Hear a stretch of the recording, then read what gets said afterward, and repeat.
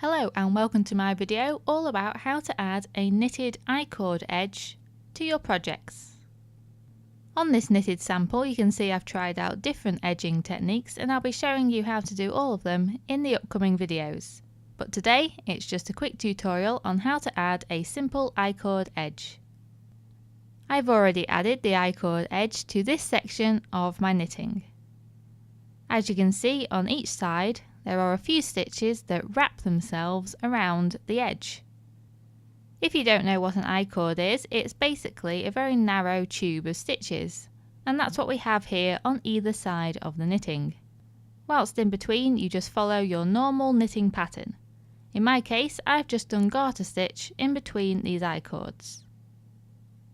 Because the I-cords are tubes and are quite thick in comparison to most edging techniques, they are stable, they're neat, and also they don't stretch very much.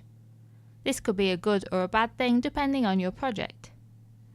If you're wanting your project to have a good stretch to it, for instance if you're including ribbing, then maybe I-cord edging isn't the best choice. But if you want a stable border, for instance maybe on a blanket or similar, then an I-cord edge would be a great choice. Okay, so to add the I-cord edging to your project, you're going to need to add 3 stitches on either side of the main body of knitting.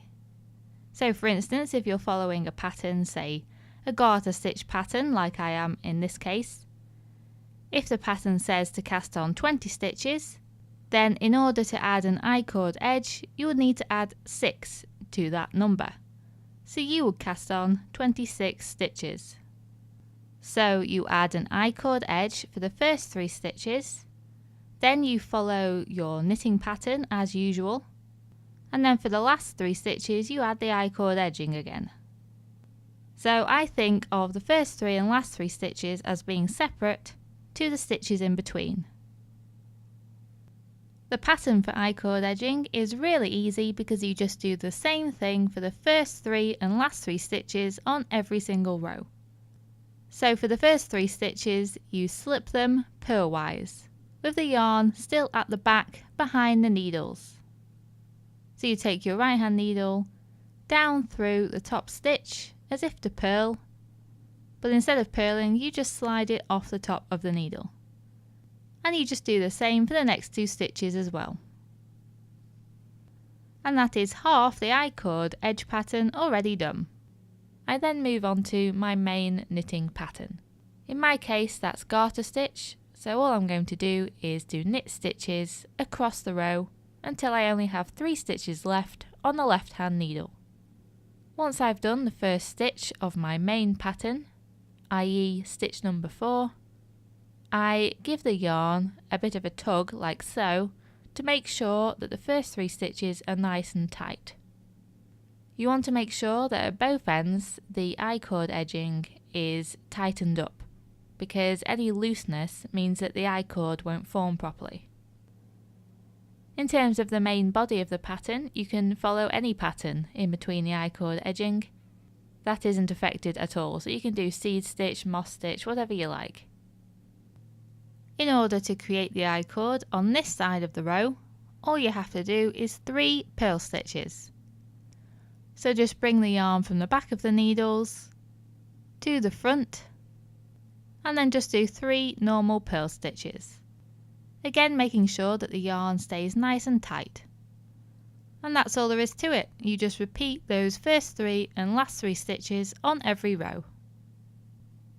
If we look a little bit closer at this I-cord edge, you can see that it's not entirely symmetrical. On one side there are more stitches showing than on the other side, and same on the reverse. This is because the I-cord has a tendency to either be more on one side or the other.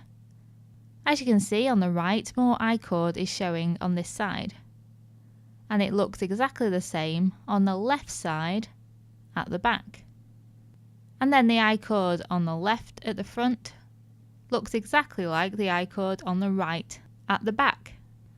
So what's happened is the I-cord on the right has a tendency to curl to the front, so more is showing on that side, and the left I-cord has a tendency to curl round to the back, so there's more of the I-cord showing at the back on that side. As you can see, this isn't a problem. It still produces a neat and stable border that is produced with an I-cord, but I always want to strive for perfection and symmetry, and I always want edges to look the same and balance out. So what I've been doing on this knitting sample is testing out all kinds of different edging techniques, especially ones that create the same look as I-cord, and I've also been mixing and matching different techniques together. And I think I've created something that really looks balanced and nice and symmetrical.